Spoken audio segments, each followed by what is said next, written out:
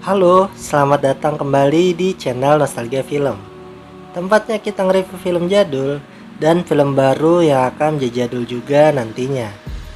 Kali ini, Nostalgia Film akan membawakan alur cerita film yang berjudul Face of Legend. Menceritakan tentang murid dari perguruan kungfu di Jingwu yang ingin membalas kematian gurunya kepada orang Jepang. Dan ia juga harus memilih antara cintanya atau negaranya. Sebelum lanjut ke ceritanya, tolong kalian subscribe dan bunyikan lonceng notifikasinya agar Ane lebih semangat untuk membuat kalian bernostalgia lagi. Di pembukaan filmnya, kita akan diperlihatkan sekolah yang ada di Jepang.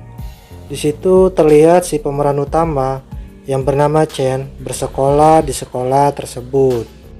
Lalu tiba-tiba pasukan samurai datang dan mengusir Chen dari sekolah itu dikarenakan Chen adalah orang Cina. Sini aku mau menjelaskan sob, kenapa orang Jepang tidak suka orang Cina. Karena Jepang saat itu sedang menjajah Cina. Saat Chen diusir, ada wanita Jepang bernama Mitsuko yang membela Chen. Tapi para samurai tidak peduli perkataan Mitsuko dan mau menamparnya. Chen pun melindungi Mitsuko. Lalu terjadilah pertarungan antara Chen dan para samurai.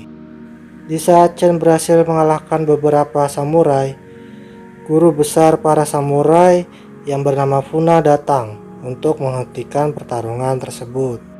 Funa lalu bertanya kepada Chen, dia berasal dari mana? Chen pun menjawab dia berasal dari Jingwu.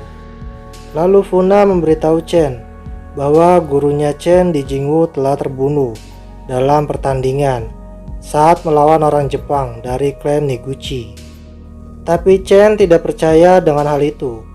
Chen langsung kembali ke negaranya untuk memastikan kematian gurunya tersebut. Sebelum Chen naik ke kapal, Mitsuko meminta Chen untuk tidak membenci semua orang Jepang. Dan Mitsuko rela menunggu Chen kembali. Sesampai di negaranya, Chen bertemu dengan tukang beca dan meminta tukang beca untuk mengantarnya ke Jingwu. Tetapi tukang beca itu menghina perguruan Jingwu karena guru besarnya sudah kalah. Chen agak kesal mendengarnya. Saat Chen sampai di perguruan, rupanya ada master dari perguruan lain sedang menantang perguruan Jingwu. Penerus perguruan Jingwu yang bernama Ting An pun menerima tantangan tersebut dan Ting An berhasil mengalahkannya. Master dari perguruan lain pun pergi dari situ. Setelah itu Ting An menyambut Chen dan menyuruh Chen untuk memberi hormat kepada almarhum guru besarnya. Chen di situ terlihat menghancurkan simbol penerimaan murid perguruan Jingwu. Setelah melakukan itu, ia langsung mendatangi samurai yang membunuh gurunya. Orang itu bernama Kutagawa. Chen bertarung dengan Kutagawa dan Chen menang. Karena Chen bisa menang dengan mudah saat melawan Kutagawa, dia jadi curiga. Akhirnya Chen dan murid lainnya membongkar kuburan gurunya untuk mencari tahu apa yang sebenarnya terjadi. Rupanya gurunya Chen telah diracuni. Makanya Kutagawa bisa mengalahkan guru besar Jingwu dengan mudah. Semua orang yang hadir di makam bertanya-tanya, siapa yang meracuni guru besar Jingwu? Di perguruan Jingwu, Paman Ting An yang bernama Paman Nang menyalahkan si tukang masak. Tukang masak pun marah untuk membela diri bahwa ia tidak melakukannya. Lalu Chen mencairkan suasana dengan menyantap makanan yang disediakan tukang masak. Setelah makan, mereka melakukan latihan kungfu. Lalu para murid melihat pemanasan Chen berbeda dari yang diajarkan. Padahal itu cuma pemanasan biasa. Tapi di zaman itu, pemanasan tersebut masih dianggap awam. Lalu Ting An melihat murid yang lain lebih senang diajar oleh Chen. Jadinya dia sedikit iri. Sekarang berganti ke pihak Jepang yang sedang berdiskusi. Tiba-tiba Kutagawa datang. Dia bertanya tentang otopsi. Rupanya yang meracuni guru besar Jingwu adalah jenderal mereka yang bernama Fujita. Fujita juga membunuh Kutagawa. Keesokan paginya, mayat Kutagawa ditemukan di depan benteng Jepang. Setelah itu, para samurai datang ke perguruan Jingwu untuk membalas kematian Kutagawa. Di perguruan, rupanya Ting-an baru saja pulang dari rumah bordir. Sampailah para samurai ke perguruan Jingwu. Mereka menuduh yang membunuh Kutagawa adalah Chen dan ingin menangkap Chen. Ting-an yang ada di perguruan tidak mempercayai perkataan mereka. Lalu pertempuran murid perguruan Jingwu dan para samurai tak bisa dihindari. Setelah itu, polisi dari Cina datang untuk menghentikan pertempuran itu. Dan Chen juga hadir setelah selesai jogging. Chen akhirnya ditangkap. Lalu keesokan paginya, diadakan pengadilan untuk menentukan apakah Chen yang membunuh Kutagawa atau tidak. Pihak orang Jepang mendesak pihak orang Cina dalam persidangan tersebut karena pihak orang Jepang mendatangkan saksi-saksi palsu dan pihak orang Jepang bilang perkataan orang Cina tidak bisa dipercaya. Lalu pengacara dari pihak orang Cina bilang akan datangkan saksi orang Jepang. Rupanya saksi orang Jepang itu adalah Mitsuko. Mitsuko berbohong di sidang tersebut dengan bersaksi bahwa Chen pergi bersamanya sepanjang malam dan mereka menginap di hotel. Karena persidangan semakin ngaco, jadi hakim menutup sidang tersebut. Setelah persidangan selesai, Chen disidang lagi di perguruan Jingwu karena orang Jingwu mensekolahkan Chen di Jepang untuk belajar, bukan untuk berpacaran dengan gadis Jepang. Lalu Chen disuruh memilih tetap menjadi bagian dari Jingwu atau pergi bersama Mitsuko. Beberapa murid tidak setuju dengan keputusan tersebut. Ada juga yang setuju atas keputusan tersebut. Lalu pada akhirnya Ting-an menantang Chen bertarung untuk menentukan pemimpin di perguruan Jingwu. Awalnya Chen mengalah kepada Ting-an, tapi saat melihat Mitsuko, dia langsung masuk mode serius dan dengan cepat mengalahkan Ting-an. Karena Ting-an sudah kalah, dia menyerahkan Jingwu kepada Chen. Tetapi Chen menolak dan memilih pergi dari perguruan Jingwu bersama Mitsuko.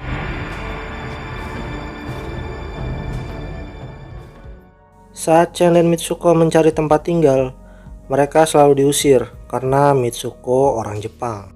Karena tidak ada yang mau menerima mereka, jadinya Chen dan Mitsuko tinggal di gubuk reot yang jauh dari kota.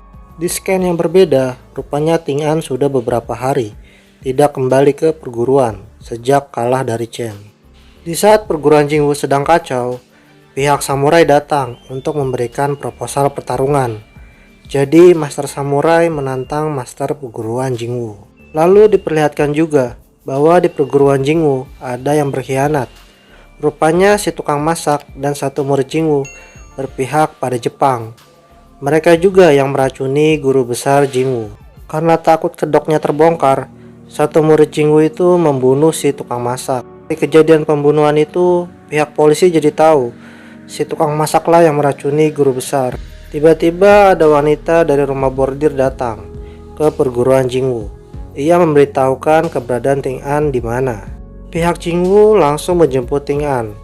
Di sana Ting-an sedang berkelahi. Akhirnya Paman Nang memisahkan mereka. Paman Nang memberitahu kepada Ting-an bahwa pihak samurai Jepang menantang perguruan Jingwu untuk bertarung. Ting-an langsung menyetujui bertarung dengan pihak samurai Jepang. Paman Nang juga mengeluarkan kekasih Ting-an yang bernama Nona Sen dari rumah bordir. Scan selanjutnya diperlihatkan Ting-an berlatih untuk pertarungan lusa besok, tetapi dia tidak terlihat seperti sebelumnya. Scan berganti lagi ke tempat para samurai. Jenderal Fujita meminta Funa untuk bertarung dengan perwakilan Jingwu lusa besok. Chen juga menerima kabar bahwa pihak samurai menantang pihak perguruan Jingwu. Tiba-tiba Funa datang ke tempat Chen dan Mitsuko berada. Funa datang karena ingin bertarung dengan Chen. Singkat cerita, mereka bertarung dan hasilnya Funa yang menang. Karena Funa sudah mengetahui cara bertarung Chen, jadinya Funa memutuskan kembali ke Jepang. Scan berganti ke Ting-an yang nyamperin Chen untuk memperlihatkan jurus barunya dan memberitahu Chen bahwa ia akan bertarung besok. Ting An juga menyuruh Chen mengajak Mitsuko ke perguruan, sama seperti Nona Sen. Tetapi Chen menjawab itu pasti sulit, karena Mitsuko orang Jepang. Saat Mitsuko mendengarkan perkataan Chen, dia sakit hati lalu pergi kembali ke Jepang. Dan dia memutuskan menunggu Chen di Jepang setelah pasukan Jepang menarik pasukannya dari Cina. Scan berganti ke Jenderal Fujita yang sedang berlatih. Karena Funa sudah kembali ke Jepang, jadi Jenderal Fujita turun tangan langsung untuk menghadapi perwakilan dari Jingwu. Setelah itu Chen dan Ting An sampai ke tempat Jenderal Fujita. Di situ terlihat Jenderal Fujita menunjukkan siapa yang meracuni guru besar Jingwu. Setelah itu Jenderal Fujita menembak orang itu.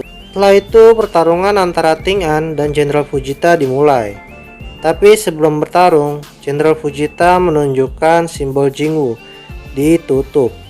Bila Ting An bisa menang lawan Jenderal Fujita, maka dia boleh menghancurkan simbol itu. Karena Ting An kesal mendengarnya, dia langsung menyerang Jenderal Fujita. Tapi sayangnya Jenderal Fujita bisa mengalahkan Ting An dengan mudah. Karena Ting An sudah kalah, Chen pun turun tangan untuk melawan Jenderal Fujita. Tarungan mereka sangat sengit sampai Jenderal Fujita tergeletak. Rupanya Jenderal Fujita bangkit kembali, lalu dia menggunakan katana mau menusuk Chen. Untungnya Ting An melihat, langsung mendorong Chen jadi Ting An yang tertusuk.